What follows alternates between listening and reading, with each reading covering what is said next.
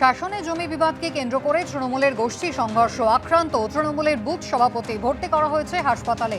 তৃণমূলের পঞ্চায়েত সদস্য ও তাঁর অনুগামীদের বিরুদ্ধে অভিযোগ। তৃণমূলের বুথ সভাপতির বাড়ি ভাঙচুর হয়েছে, অভিযোগ অস্বীকার তৃণমূলের পঞ্চায়েত সদস্যের। তৃণমূলের বুথ সভাপতির বিরুদ্ধে পাল্টা জমি দখলের অভিযোগ করেছেন তৃণমূল পঞ্চায়েত সদস্য। বাঁকুড়ায় বাড়িতে আগুন, মৃত 2। গ্যাস সিলিন্ডার ফেটে আগুন বলে অনুমান করছে দমকল। আশঙ্কাজনক অবস্থায় হাসপাতালে ভর্তি করা হয়েছে 3 জনকে।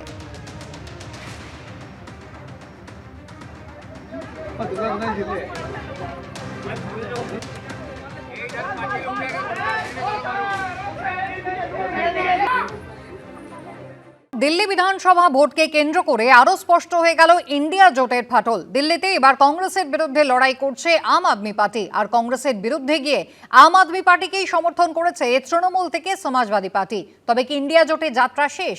জল্পনা জোরালো করে কংগ্রেস মুখপাত্র পবন খেরা স্পষ্টই জানিয়েছেন ইন্ডিয়া জোট ছিল লোকসভা ভোটের জন্য। অন্যদিকে জোট ভাঙার দায় কংগ্রেসের ঘাড়েই চাপাচ্ছে তৃণমূল।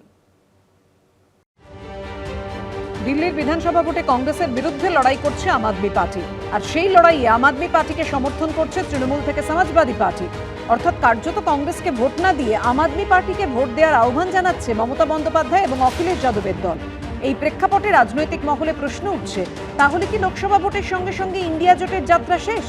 এখন লড়াই বিজেপি বিরোধী শিবিরের ভেতরেই, একদিকে কংগ্রেস আরেকদিকে বাকিরা। জল্পনার উস্কে দিয়েছে কংগ্রেসের জাতীয় মুখপাত্র পবন খেরার মন্তব্য। लोकसभा चुनाव के लिए था गठबंधन, बिल्कुल ठीक बोल रहे हैं। वो जो इंडिया गठबंधन था वो लोकसभा चुनाव के लिए राष्ट्रीय स्तर पे था।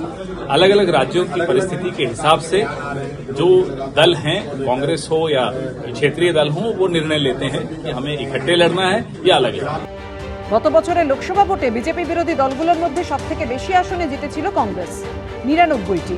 কিন্তু হরিয়ানা এবং মহারাষ্ট্রে কংগ্রেসের ভরাডুবির পর থেকেই কংগ্রেসের নেতৃত্ব নিয়ে আপত্তি তুলতে শুরু করে তৃণমূল সহ একাধিক বিরোধী দল।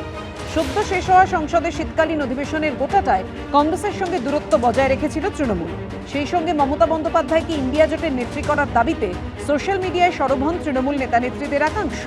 আম আদমি পার্টি তো সরাসরি কংগ্রেসকে ইন্ডিয়া জোট থেকে বাদ দেওয়ার দাবি তোলে। इंडिया गठबंधन के जो और भी घटक दल हैं, उनसे हम लोग मांग करेंगे कि कांग्रेस को इंडिया गठबंधन से अलग करें। দিল্লির বিধানসভা ভোটে কংগ্রেসের বিরুদ্ধে লড়াইয়ে নামা সেই আম আদমি পার্টিকে এবার সমর্থন করল তৃণমূল। বুধবার সোশ্যাল মিডিয়ায় এর জন্য তৃণমূলকে ধন্যবাদ জানান অরবিন্দ কেজরিওয়াল। এর আগে সমাজবাদী পার্টির প্রধান অখিলেশ যাদবও কেজরিওয়ালের দলকে সমর্থন করার কথা ঘোষণা করেছেন। যে উদ্ধব ঠাকরে মহারাষ্ট্রের বিধানসভা ভোটে কংগ্রেসের সঙ্গে জোট বেঁধে লড়েছিলেন, তিনিও দিল্লিতে কেজরিওয়ালের সমর্থনে প্রচার করতে পারেন বলে সূত্রের খবর। কিন্তু ইন্ডিয়া জোটে আচমকাই আড়াআড়ি বিভাজন কেন? সেই দায় প্রত্যাশিতভাবেই কংগ্রেসের ওপর চাপিয়ে তীব্র আক্রমণ করেছে তৃণমূল। এটা তো দলীয় ডিসিশন, রাজনৈতিক পলিটিক্যাল ডিসিশন। স্টেটের বিধানসভা ইলেকশনে আমরা আপকে সমর্থন করছি, কংগ্রেসকে নয়। সমস্যাটা হচ্ছে একটা ইন্ডিয়া অ্যালায়েন্স করে কংগ্রেস যদিও তার নেতৃত্বটা নিয়েছিল, কংগ্রেস তো কারোর সঙ্গে ঠিকমতো রিলেশনশিপই তৈরি করতে পারলো না। কংগ্রেসকে বুঝতে হবে যে কংগ্রেসের দলগত অবস্থান এবং কংগ্রেসের মানুষের কাছে সেই গ্রহণযোগ্যতা সারা ভারতবর্ষ জুড়ে হয়নি যে কংগ্রেস দাদাগিরি করবে। কংগ্রেসের এই ইগোর জন্যই তো কংগ্রেসটা শেষ হলো। কংগ্রেসের ইগো, মমতা বন্দ্যোপাধ্যায়কে সহ্য করবো না, কেজরিওয়ালকে সহ্য করবো না, অখিলেশকে সহ্য করবো না, এটা তো হয় না। পাল্টা তোপ দেখে তৃণমূলের ভূমিকা নিয়েই প্রশ্ন তুলেছে কংগ্রেস। কে কি বলছে এটা কোনো বড় প্রশ্ন নয়।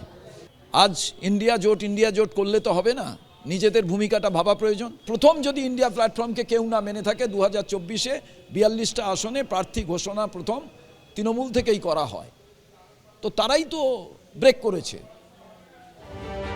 সম্প্রতি মমতা বন্দ্যোপাধ্যায়কে বিরোধী জোটের নেত্রী করার পক্ষে সওয়াল করেছিলেন বিহারের নেতা লালু প্রসাদ যাদব।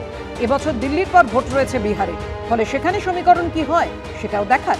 কৃষ্ণেন্দু অধিকারী ও সৌমিত্র রায়ের রিপোর্ট, এবিপি আনন্দ।